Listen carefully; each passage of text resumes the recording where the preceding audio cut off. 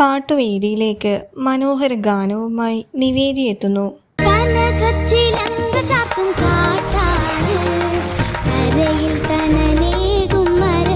ഒരു ഗാനം പല താളം എന്ന ചിത്രത്തിലെ ഗാനവുമായാണ് താരമെത്തുന്നത്.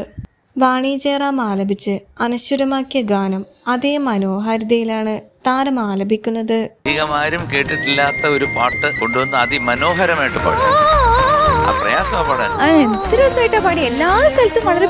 ഇന്നലെ എന്ന ചിത്രത്തിലെ ഗാനവുമായി സനിക എത്തുന്നു.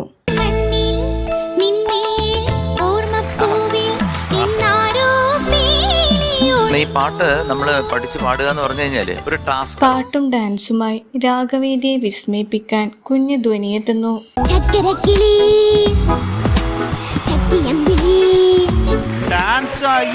വെള്ളി നക്ഷത്രം എന്ന ചിത്രത്തിലെ ഒരു മനോഹര ഗാനവുമായാണ് കുരുന്നു താരം ഇന്ന് വേദിയിലെത്തുന്നത്. കോമ്പറ്റീഷന് വരുന്ന സമയത്ത് ഡാൻസ് ചെയ്യുമായിരുന്നു. ചില സമയത്ത് ഞാൻ ഡാൻസ് ഇറങ്ങി വരും. പാട്ടിനോടൊപ്പം നല്ലൊരു ഡാൻസും താരം വേദിയിൽ കാഴ്ചവെക്കുന്നുണ്ട്. ഈ ബിണ്ടാപ്പൂച്ച കരോടൊക്കെയെന്ന് പറഞ്ഞു കേട്ടു. ധ്വനിക്കുട്ടിയുടെ ഈ മനോഹര ഗാനം കേൾക്കാൻ നമുക്ക് കാത്തിരിക്കാം. പക്ഷെ ടോം ആൻഡ് ജെറി കാണണം.